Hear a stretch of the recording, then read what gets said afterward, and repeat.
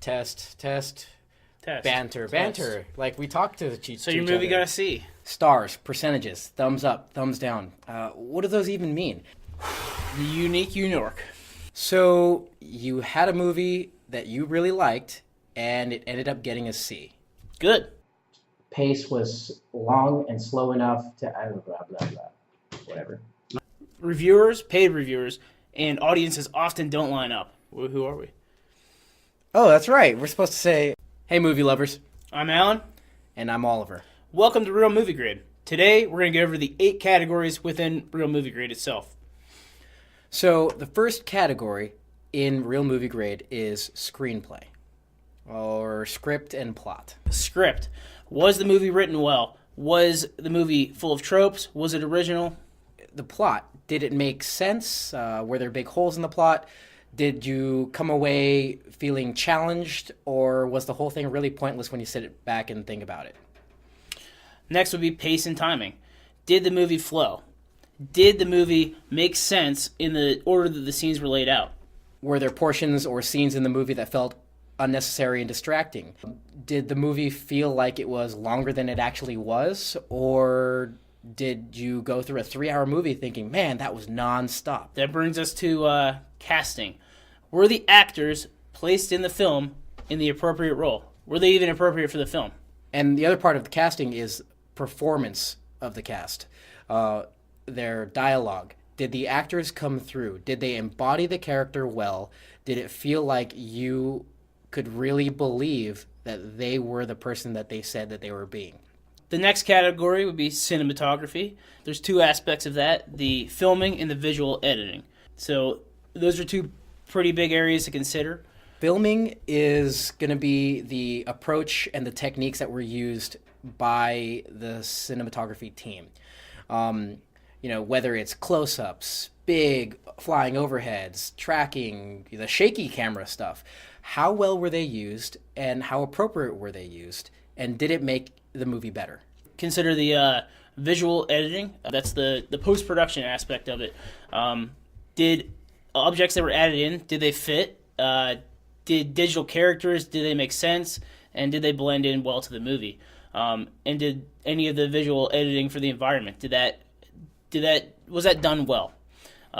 Those are the things to consider within cinematography. So the next category is design. There's a lot to consider in this design category, and it's not all just CGI and special effects. Remember, there's a lot of physical stuff that goes into it as well. Costume, hair, makeup, set creation. So the first aspect of that is the set. Was it believable? Did it make sense for the world that they're trying to create in this movie? Was it correct even if it was modern day or if it was a period piece? Right. And then for the more contemporary movies, especially a lot of action movies these days are very heavy on special effects and CGI. What about those? Did they, it's not necessarily the quality that we're talking about here, but did they help make the movie better? Did they make sense in the world that we're trying to watch? And did they make sense given the design decisions? The next category would be audio. There's 2 areas that we cover in audio, and that's the soundtrack and the sound effects. So overall, did they immerse you in the film? Right. Soundtrack is near and dear to my heart. I mean, it's one of my favorite parts of any big movie. I think of Indiana Jones, and I think of Star Wars, and those movies had these fantastic soundtracks that are so memorable.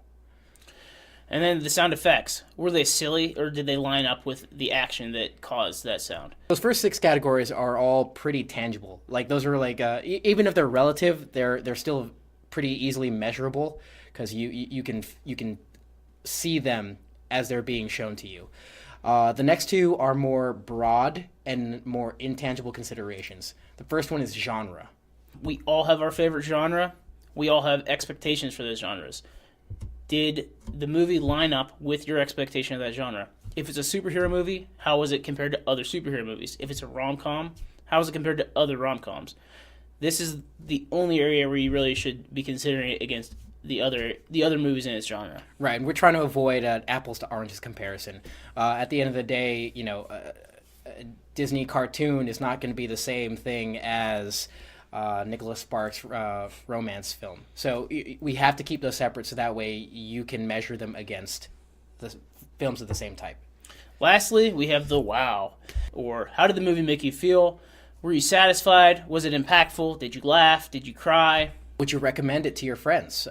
Or would you be like, nah, I wouldn't go see that again, even if it was okay as a movie? At the end of the day, these are our 8 categories. Tell us what you think. Share your feedback. Are these the right 8 categories? Is there something that we missed as far as this matrix is concerned? Ultimately, this is about bringing you, the movie viewer, a system that works for you. All right, so find us on Facebook and Twitter. Join in the comments below, and please subscribe. And we'll see you at the theaters.